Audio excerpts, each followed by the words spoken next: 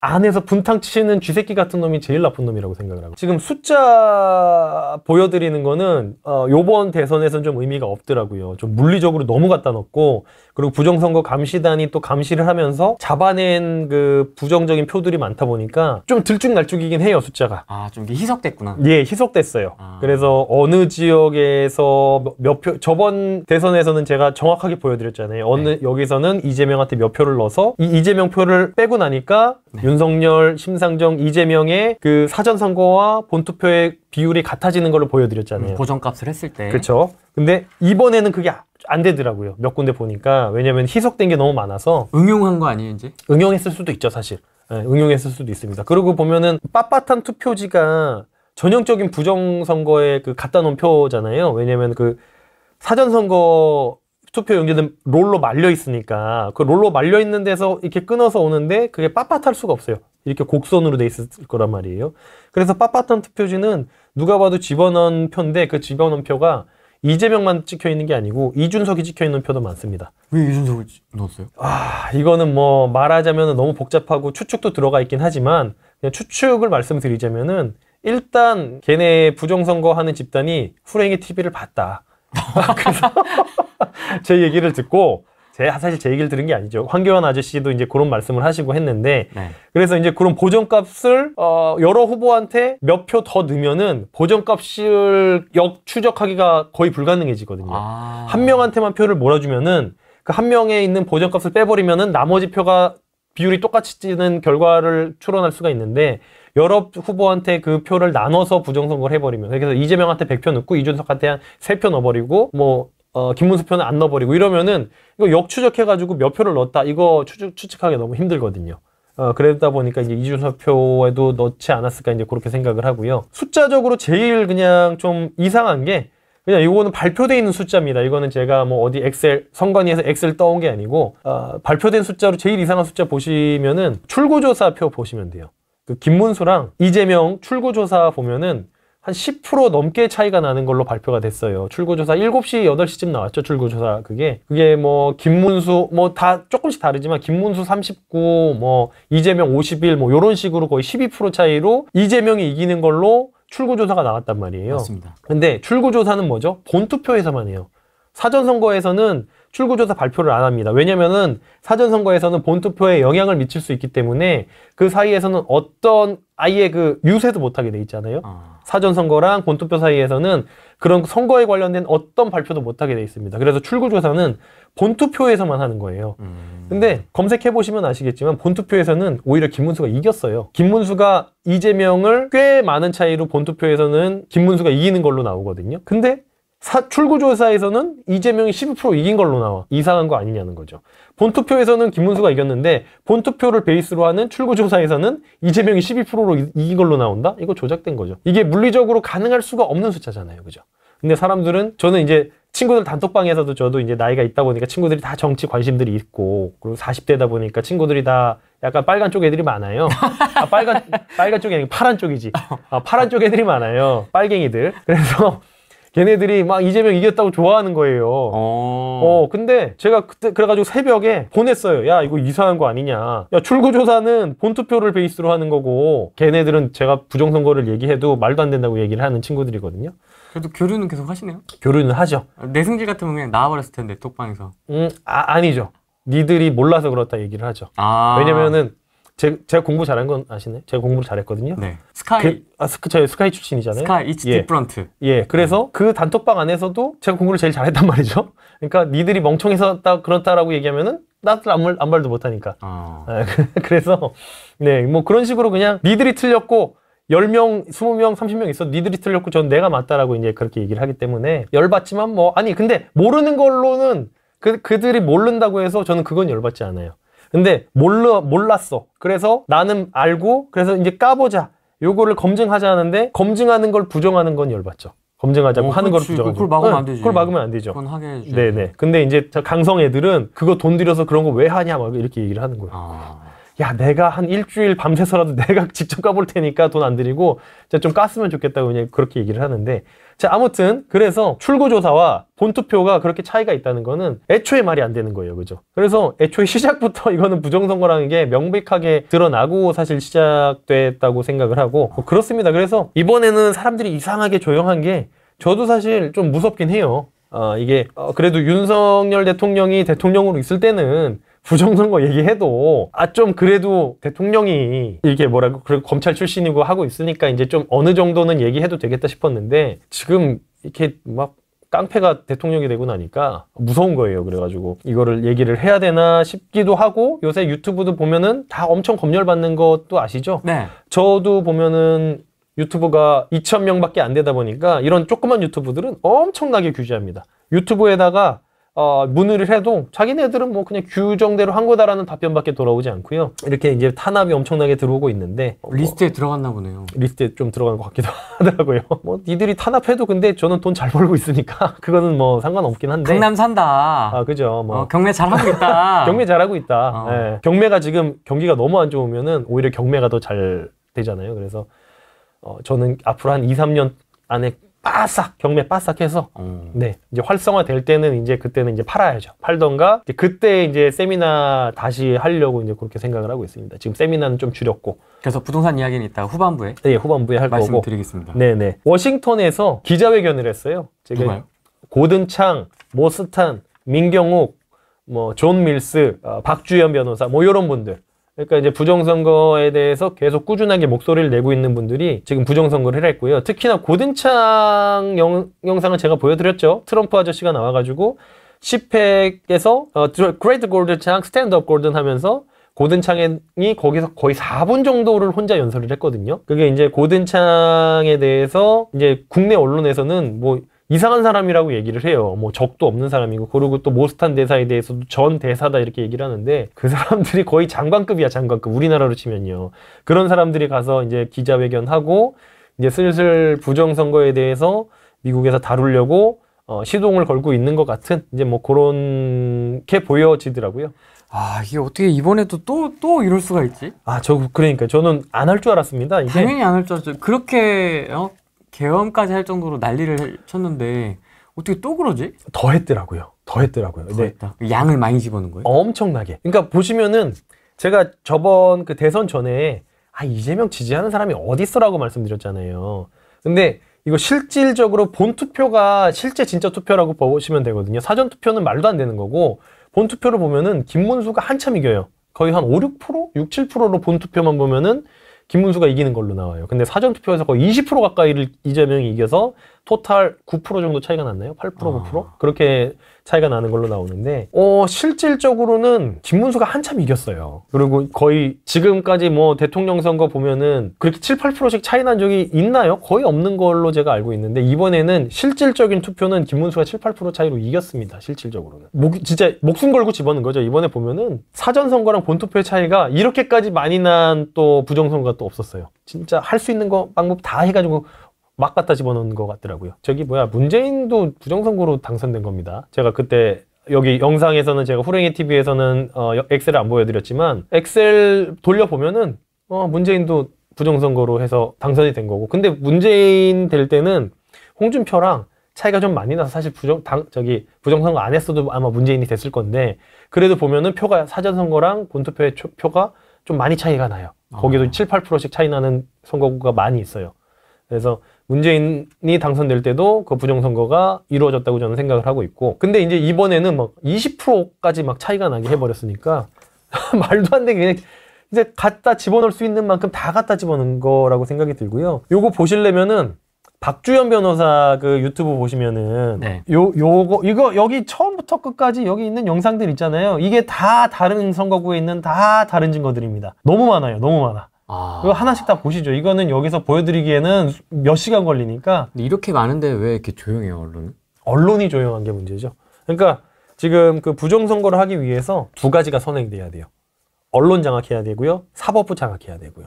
그 두 개만 장악하면 끝입니다. 그러니까 입법부는 부정선거로 자기네들이 마음에 드는 사람을 뽑으면 되는 거고 행정부도 대통령을 자기가 마음에 드는 사람을 뽑으면 되는 거고 그러니까 삼권 분립에서 입법, 사법, 행정이잖아요. 사법은 투표로 뽑는 이제 게 아니기 때문에 자기네들이 임명을 해야 되기 때문에 차곡차곡 그 뭡니까 판사들 그 뭐지 그 저기 우리법연구회 그런 애들 갖다가 차곡차곡 갖다 집어넣은 거고 투표는 이제 언론을 또 장악해야지 조용히 잠잠해질 수 있으니까 언론사를 장악을 한 건데 언론사에 대한 거는 제가 말씀 안 드리겠습니다.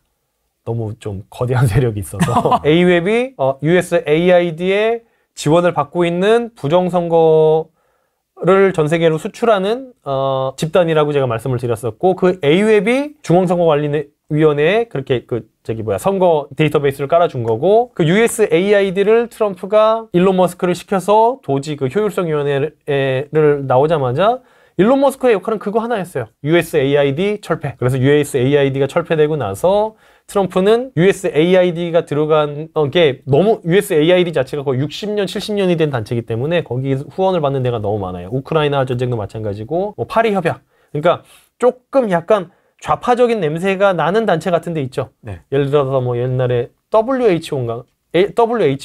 그 국제보건기구. 코로나. 사실 우한폐렴이라는 얘기가 나왔다가 우한폐렴은 뭐 지역 감정을 뭐 인종차별적인 요소가 있다 해가지고 코비드19라고 이름을 바꿨잖아요. 네. 그 WHO도 USAID의 후원을 받고 있고 사실 우한폐렴이라고 얘기하면 왜 안 됩니까? 메르스도 중동 뭐 독감 그거 약자잖아요. 미들 뭐 어쩌고 그것도 미드리스트 어쩌고 그거 약자기도 하고 스페인 독감이라고 부르기도 하고 아니 병명을 그 지역에서 따오는 경우가 많아요. 근데 왜 우한폐렴은 안 되냐는 거죠. 그게 뭐냐면은 USAID에서 중국 돈으로 움직이는 경우가 많은데 그게 WHO에는 중국 돈이 들어가 있으니까 WHO에서도 우한폐렴이라는 말은 쓰지 말아라. 뭐 그런 식으로 되는 거거든요. 그래서 되게 좀 의아했어요. 그때 용어를 이상하죠? 막 갑자기 바꾸길래. 네, 아니 우한폐렴이라고 그냥 하면 되는데 코비드19라고. 갑자기 19. 네, 이상하죠. 지금 그래서 이제 미국에서 좀 그렇게 USAID 철폐했고 이제 A웹 중앙선관위 중국의 1대1로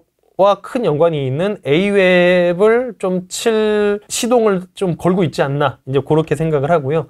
그래서 이제 6월 26일에 이제 우리나라 시간으로 6월 26일 자정에 국제선거감시단이 기자회견을 했잖아요. 그거 한번 좀 봐주셨으면 좋겠어요. 이거 영상 보시는 분들 2시간짜리 영상이거든요.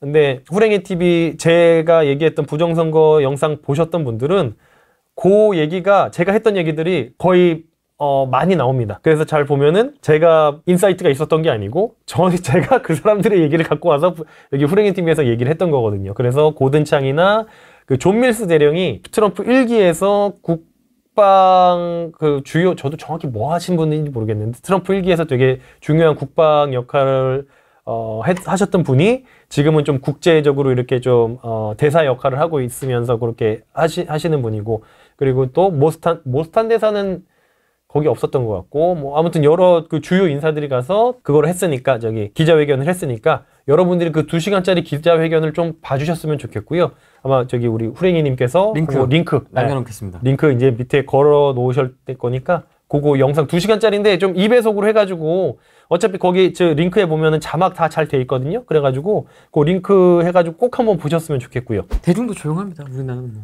야 그런 얘기 지금 그 언제적 얘기하고 있는 거야. 그런 음모론 따위에 지금 빠져 있는 거냐 젊은 청년들이 정신 차려라. 네네. 이런 댓글들이 보이더라고요. 제 채널에도. 너나 정신 차려야지 무슨 정신은.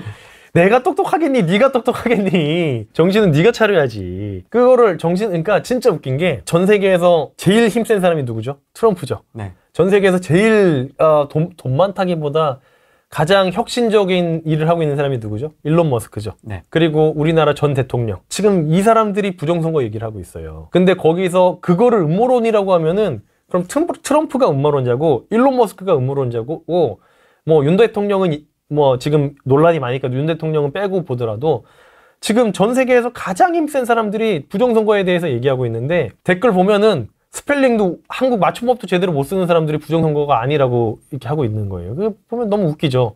트럼프가 그렇다면은 그런 거예요. 아니어도 그런 거야.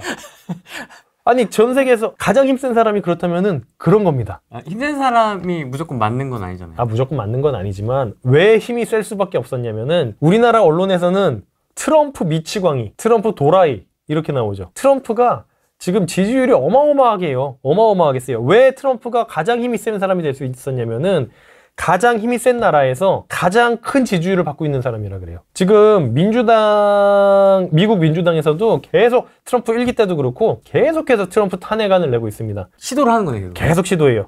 그래서 트럼프가 민주당에서 트럼프를 공격해. 뭐 누가 트럼프를 비난하는 거는 언론에서 그냥 요만한 거 가지고도 이만하게 기사를 내요. 근데 트럼프에 대한 긍정적인 여론은 단 1, 이것도 뉴스도 보면은 데일리 인사이트라고 아주 작은 언론지에서 낸 거고. 네, 주력 그게 아니네. 주력 언론지가 아니죠. 뭐 조중동에서 이거 납니까? 전혀 안 나요. 트럼프가 이렇게 미국에서 엄청난 지지를 받고 있다는 거를 우리나라 언론에서는 내보내질 않아요. 그러네요. 네. 그래서 트럼프가 왜 가장 힘이 셀 수 있냐면은 미국 사람들이 트럼프를 지지하기 때문이에요. 그러면 가장 힘센 나라의 수장이 그렇다면은 그런 거예요. 진짜로. 아니어도 그런 거고, 트럼프가 우한 폐렴이 코비드19가 중국에서 발발했다? 그 중국이 일부러 전 세계로 퍼뜨렸다. 지금 그거 프레임 씌우려고 그러고 있거든요. 그거는 진짜일지 아닐지 모르겠어요, 사실. 진짜로 실수로 유출이 됐는지, 어떤 연구실에서 나왔다고 얘기가 지금 계속 돌고 있잖아요. 그게 실수로 됐는지, 일부러 했는지, 아니면 연구실이 아니고 진짜 박쥐에서 비롯된 균인지, 그거는 모르겠지만, 트럼프가 그렇다면은 그렇게 되는 거예요. 지금은. 지금 그래서 우리나라는 미국보다 중국 영향을 더 받고 있단 말이에요. 그래서 아시아에서 가장 힘센 사람은 사실 시진핑이잖아요. 네. 시진핑이 그렇다면 그런 대로 지금 우리나라가 흘러가고 있죠. 네. 근데 그거를 트럼프가 뒤집으려고 하고 있는 거고요. 그래서 시진핑은 뭐라고 하고 있어요? 부정선거 없다. 한국은 뭐 북한이랑 친구로 지내야 된다. 뭐 이런 식으로 중국에서 계속 프레임 씌우는 대로 우리나라의 정책이 흘러가고 있단 말이에요. 그게 왜 그러냐면은 시진핑이 아시아에서 우리나라 주변 국가에서 가장 힘이 센 사람이기 때문에. 근데 그러면 시진핑이 그렇다면 그런 거 아니에요? 근데 트럼프가 더 세잖아요. 우리들의 일그러진 영웅이에요. 지금 누가 엄석대냐야 지금. 엄석대 나중에 쫓겨나는데? 쫓겨나죠. 학교에서. 그래서 시진핑이 지금 쫓겨나려고 하고 있는 거죠. 그래서 시진핑을 쫓아내는 사람이 누구냐면은 담임 선생님이 새로운 담임 선생님이죠. 그게 트럼프. 최민식. 최민식 맞아. 네. 최민식이 지금 트럼프인 거예요. 우리들의 일그러진 영웅에서. 그래서 근데 이게 정의는 뭔지 모르겠어요. 어차피 정의는 사실 저는 없다고 생각을 하거든요. 정의는 정답이 될 수가 없어요. 내가 감정이 어디로 휩쓸리냐인데 이순신 장군 아주 훌륭한 사람이잖아요. 근데 사실 지금의 법 체계로 해석하면, 그러면 물론 안 되지만 지금의 법 체계로 해석하면은 수천 명을 죽인 살인범일 수도 있어요. 근데 그거 아니잖아요. 이순신은 지금 전 세계적으로도 일본에서도 이순신만은 되게 추앙하는 해군 제독이잖아요.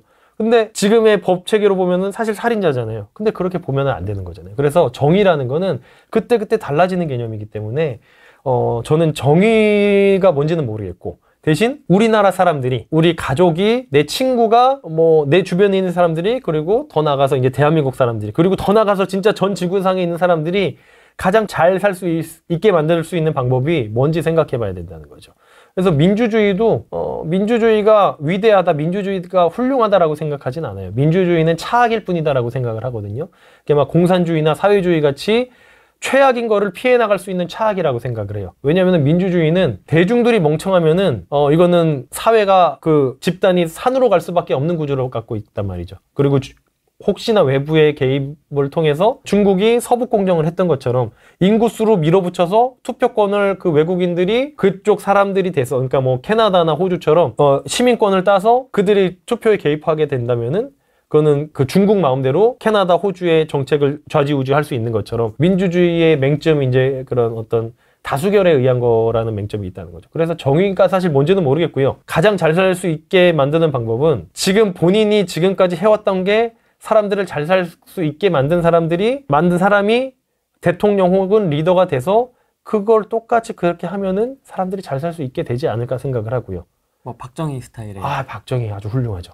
박정희가 굉장히 좌파적인 대통령이었잖아요. 사실은 그 좌파, 우파, 진보, 보수라는 게 정부의 개입 여부잖아요. 정부가 개입을 많이 하면은 좌파적인 거고, 정부가 개입을 안 하면은 우파적인 거고. 그래서 저번에 말씀드렸던 것처럼 극우라는 말은 사실 없는 게 맞아요. 그러니까 둘 극우래요. 극우라는 게 있을 수가 없어요. 아니, 정부가 간섭을 안 하는데 간섭을 더욱더 안 할 수 있는 방법이 있나요? 그거는 없어요. 그러니까 그래서 나는 무정부주의자다라고 해가지고 미국에서 가끔 보면은 농장 많이 갖고 있는 사람들이 나는 여기 내 나라라고 할 거야 하는 이제 무정부주의자 아나키스트들이 있어요. 그런 사람들은 극우일 수가 있어요. 혹은 옛날에 파시스트 전체주의자들을 극우라고 표현했는데 걔네들은 왜 그랬냐면은 민족주의로 물쳐져 있어서 그래요. 그래서 정부를 따르는 게 아니고 민족, 집단을 따라서 그들을 극우라고 불렀었던 거거든요. 근데 지금은 그럼 파시스트를 뭐 민족주의자들이 어딨어요. 그러니까 그래서 극우란 말은 성립되지가 않아요. 정부의 개입이 얼마나 적냐 많냐 지금 적은데 더 적어 그런 걸 주장하는 사람이 어떻게 그러니까 극우란 말은 근데 그래서 성립할 수가 없고요. 극좌란 말은 성립할 수가 있죠. 정부의 개입을 더욱더 많게 만들면 그게 극좌적인 성향을 갖게 되는 거거든요. 그래서 극좌라는 말은 맞을 수가 있는데 그래서 극우란 말은 맞을 수가 없고 극우란 말은 그냥 극우란 말을 하는 사람 자체가 그냥 못 배운 사람이라고 생각하면 돼요. 그 개념을 제대로 모르는 사람. 그래서 옛날에 우리가 극우라고 표현하는 게 일본 극우에서 지금 이게 비롯된 거잖아요. 일본 극우파 애들이 정부보다는 이제 그런 아까 말씀드렸던 그 파시즘 전쟁을 일으켰던 그 민족주의에서 비롯된 그 극우 애들이 지금도 활동하고 있는 극우들이 있어요, 일본은. 그래서 이제 그들에서 비롯돼서 좀 약간 쇄국주의적인 정책, 민족주의적인 정책을 옹호하는 사람들을 극우라고 잘못 오해하고 있거든요. 그게 이제 우리나라로 건너와서 좀 민족주의적이고 좀 약간 보수적인 얘기를 하면은 극우라고 잘못 얘기를 하고 있는데 뭐 다들 멍청한 거죠. 뭐 기자들이 멍청하니까 애초에 요새는. 요새 기자들 하는 거 보면 다 어서 긁어와가지고 그냥 퍼오기나 하지 뭐 기자들이 제대로 취재하는 사람이 어디 있어요. 뭐 기자들이 멍청하니까 사람들이 멍청해지는 거고 극우란 말을 쓰게 되는 거죠. 근데 이제 또 박정희에 대해서는 항상 논란이 붙는 게 공과 과가 있다. 과가 있다. 네. 공이 너무 크잖아요. 그쪽에서는 또 그럽니다. 야, 그때 당시니까 그게 가능했던 거지. 시대 보정을 해야 되지 않겠냐. 지금 그 사람이 살아 돌아온다면 그게 할 수 있겠냐. 아, 못하죠, 지금은. 그 당시는 군부정부가 가능했던 거니까 가능했던 거고. 대표적으로, 그러니까 가장 비교를 할 수 있는 게 북한이잖아요. 70년대까지만 해도, 박정희 전까지만 해도 북한이 훨씬 잘 살았어요, 우리나라보다. 그래서 북한이 우리한테 원조해주고 그랬어요. 그거는 다들 아실 거예요. 근데 그 20년, 그 19년 사이에 엄청나게 큰 성장을 이뤘고 완전히 뒤바뀌었단 말이죠. 그래서 이승만과 박정희의 업적은 사실 이승만과 박정희가 둘 다 굉장히 진보적이고 좌파적인 정책을 폈던 사람이에요.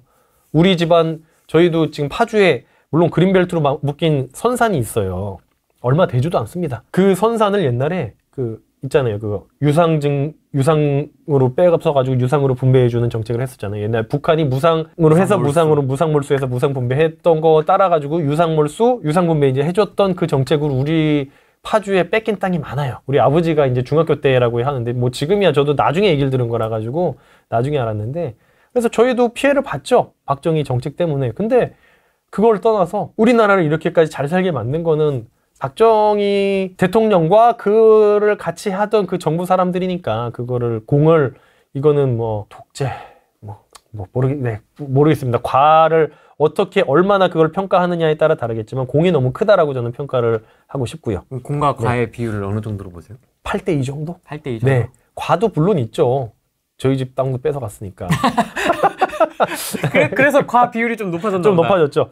보통 이제 9대1 막 이렇게 얘기하는 분들도 있는데 아유 내 땅 뺏어가서 좀 깎였어. 예. 이번에 6월 3일 네네. 투표 결과 나오고 네네. 이제 그 또래분들 모여있는 톡방에서는 좀 네네. 어떤 반응을 보이던가요? 뭐 다들 좋아하는 분위기가 40대니까 빨간 쪽 친구들이 많아서. 그럼 혼자만 이쪽이에요?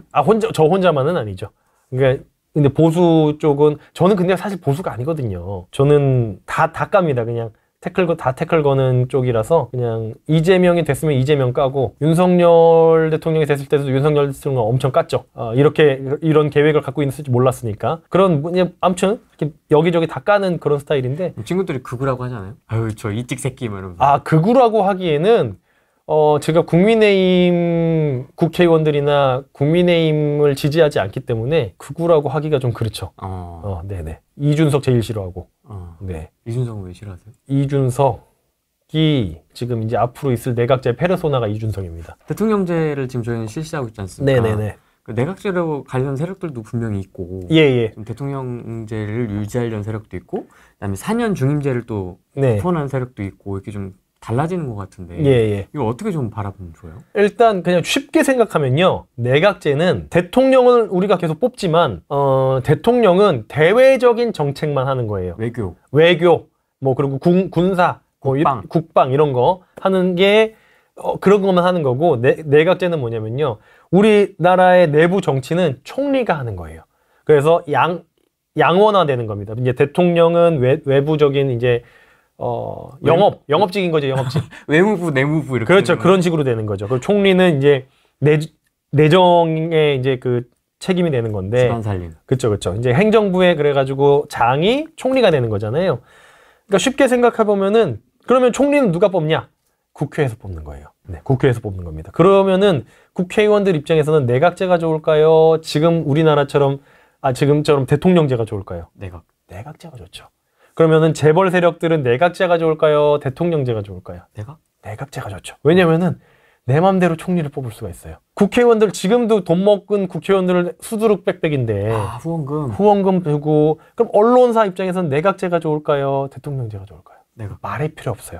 네, 그래서 있는 사람들 입장에서는 내각제가 좋을 수밖에 없어요. 언론사, 재벌그룹 그리고 뭐 법조계 다 내각제가 좋을 수밖에 없어요. 그럼 일반 우리 같은 시민들 입장에서는 소시민 입장에서는 내각제가 좋을까요? 대통령제가 좋을까요?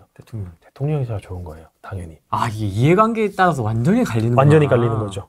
그래서 제가 10년 뒤에 타임머신이 있어서 제가 보니까 부동산 재벌이 됐어, 제가. 그럼 전 내각제 지지할 겁니다. 근데 10년 후에 제가 타임머신을 타고 10년 뒤에 보니까 내가 망했어. 그래가지고 쿠팡 배달하고 있어. 그러면은 저는 내각제를 지지하면 안 되죠. 네, 어떻게 뭐 어떤 이득이 있느냐에 따라 가지고 프랑스나 독일이 다 내각제거든요. 다 총리가 그 행정을 하잖아요. 그래서 보시면 총리가 엄청나게 바뀝니다. 마음에 안 들면 탄핵시키고 다시 뽑고 탄핵시키고 다시 뽑고. 그래가지고 독일 대통령이 누군지 모르죠. 근데 독일 총리는 우리가 누군지 알잖아요. 그렇죠. 독일이 대통령이 있어요. 그러니까 보통 왕이 있는 국가는 총리가 있죠. 그러니까 일본 같은 경우에는 왕이 있으니까 총리가 이제 하고 하는데 독일은 대통령이 있는데 총리가 정치를 한단 말이죠. 독일 대통령은 거의 바지사장이야. 뭐 하는 게 사실 없어요. 독일 뭐 전쟁 나는 것도 아니고 우리가 외교 같은 거, 무역 같은 거는 이미 저기 회사들이 알아서 잘하고 있는데 대통령이 딱히 할 일이 없어요. 그냥 바지사장이에요. 그래서 우리는 총리만 알고 있죠. 계속 바뀌어요. 계속 바뀌어. 그래서 이제 그런 식으로 되기 때문에 내가 좀 힘 있는 사람이 되면은 우리나라 정치가 내각제가 돼버리면은 총리를 내가 원하는 대로 뽑을 수가 있는 거야. 그래서 재벌 세력들, 언론계들은 내각제 세력을 원하고 있는 거고요. 그래서 이준석이 지금 내각제에 페르소나고 박근혜 탄핵할 때 그때 찬성했던 국민의 그 당시에 미래통합당인가요? 자유한국당인가? 박근혜 때는? 너무 바뀌어가지고 기억이 안 나는데 어쨌든 그쪽 보수 때 박근혜 탄핵에 찬성했던 보수 세력들 있죠. 걔네가 내각제예요. 유승민, 뭐 김무성 이런 애들. 근데 이준석의 꿈이 뭐냐면은 옛날부터 나와서 하는 게 유승민 대통령 시키는 게 자기 꿈이라고 계속 그러고 있어요. 그리고 이준석이 자기는 총리하고요? 그렇게 하는 거죠. 이준석이 부정선거를 왜 그렇게 없다고 거품 물고 나와가지고 이준석이 제일 앞서서 나와가지고 젊은 세대들이 약간 대표처럼 돼 있잖아요. 지금 이대남이라고 하나? 그렇죠. 아이콘이죠, 아이콘이 돼 있잖아요. 걔가 나와서 아니라 그러면은 대부분의 젊은 층들은 아니라고 생각을 하는 거예요. 그래가지고 어차피 나이 든 사람들은 부정선거 이거 볼 생각도 없고 대부분 젊은 층들이 좀 부정선거에 대해서 막 보거든요. 이준석이 나와서 아니라고 거품 물고 얘기하는 거예요. 근데 이게 아니라고 거품 물고 얘기하는 사람들 중에 뭐 옛날에 정규제 이런 아저씨들 있어요. 조선일보 주피라고. 그 아저씨가 부정선거가 아니래요. 얘기하는 거 보면은 바보 같은 근거만 얘기네요. 그러니까 모르는 거야. 어차피 그 나이 드신 분들은 숫자에 대한 감각이 우리 젊은 사람들처럼 밝지가 않기 때문에 애초에 그런 확률이나 이런 거에 대해서 막 얘기를 하는데 전혀 모르고 있어요. 주필까지 했는데 왜 그 모를까요? 주필이 어려운 그 회사 미적분이 아니잖아요. 숫자잖아요. 숫자. 아니요. 근데 이게 저희 아버지가 세무사시거든요. 아버지한테 설명해도 말이 안 된대요. 못 알아들으세요. 숫자 보시는 분이잖아요. 그러니까 이게 아니라고 생각하고 있으면은 아닌 거야. 그러니까 이게 수학을 할 때도 보면요. 공부 잘하셨죠. 그래도 공무원 하시고 공기업 하시고 공공기관. 그렇죠. 공부를 수학하다 보면은 어느 순간 막히면은 이거 막히면은 그 다음은 다 막혀요. 그러니까 이게 이게 수학적 사고 능력이 여기까지인 사람들은 그러니까 우리가 국사를 공부할 때는 여기 뜨문 알고 있어도 그게 그냥 흘러가는 게 문제가 없잖아요. 네. 근데 수학은 어느 군데서 막히면은 꽝이에요. 그 다음은 할 수가 없어요. 네, 그래서 그 확률도 종전을 1000번 던졌는데 앞면이 600번이 나올 수가 없다는 게 한 1000번 만지면 안면이 550번과 520번 사이에서 그냥 450번 사이에서 왔다 갔다 하지 1000번 중에 600번이 안면이 나올 수가 없다라는 거를 600번 나올 수도 있지 않나라고 생각을 해요. 보통 사람들은 10번 중에 6 던지면 안면이 6번이 나올 수가 있으니까 1000번 던지면 600번도 나올 수 있다고 생각을 하거든요. 아니 대세법칙 중학교 때인가 배우잖아요. 그러니까 그게 안 된다니까요. 그게 안 돼요. 10,000번 던졌을 때 6000번 나오는 거 그거는 죽었다 깨어나도 전 지구가 다시 태어나가지고 계속 동전을 던져도 10,000번 던져서 6000번 나오는 확률은 있을 수가 없거든요. 근데 10번 던져서 6번이 나올 수가 있으니까 10,000번 던져서 6000번이 나올 수도 있다라고 보통 사람들은 생각을 해요. 그래서 사전선거랑 본선표가 야, 한 10% 차이 날 수도 있지. 이렇게 생각하는 사람들이 생각보다 많아요. 네. 그래서 그거에 대해서 이상함을 못 느끼는 사람들이 많아요.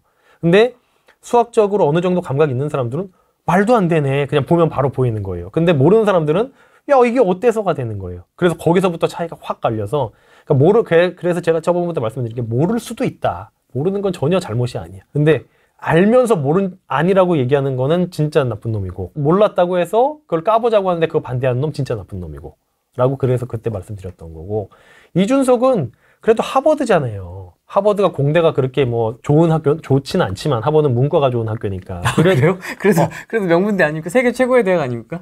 그거는 하버드 법대, 하버드 비즈니스 스쿨, 하버드 철학과 이런 거. 걔네들은 다 나눠져 있잖아요. 하버드 공대는 30위 안에 못 들어갑니다.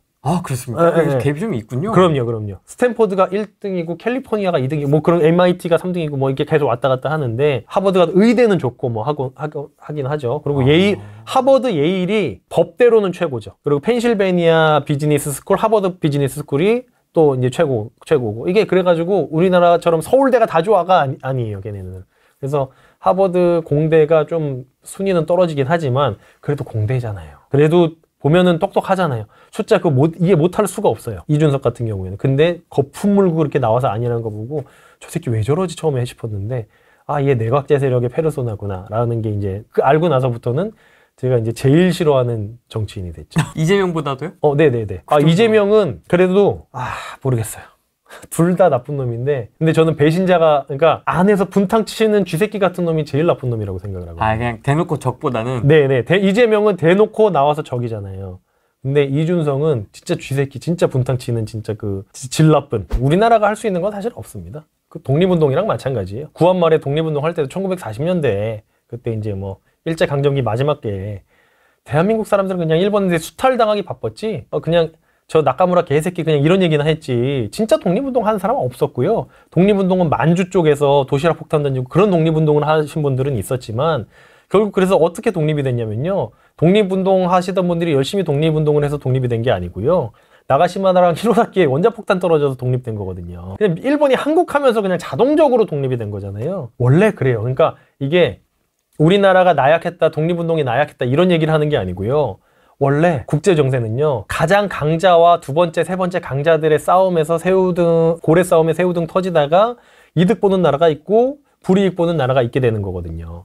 지금도 마찬가지예요. 우리나라는 물론 군사적으로도 뛰어나고 경제적으로 뛰어나지만 중국과 미국의 싸움에서 벗어날 수가 없어요. 6.25도 마찬가지잖아요. 우리가 6.25 하고 싶어서 했어요? 소련이랑 중공이랑 미국이랑 편먹고 우리나라에서 걔네들의 대리 싸움을 우리나라에서 한 거잖아요. 그러니까 그러다가 뭐 평양 이북까지 우리나라가 쳐들어갔었다. 그때 아이젠하워 대통령인가? 걔가 이제 그만 가 해가지고 그때 3.8선 만들어진 거잖아요. 분단도 독립도 그렇고요. 6.25 전쟁도 그렇고요. 우리나라 분단도 그렇고요. 우리나라가 한 건 아무것도 없어요. 중국과 그 당시 소련과 미국이 그렇게 정해져서 걔들이 하라는 대로 한 거거든요.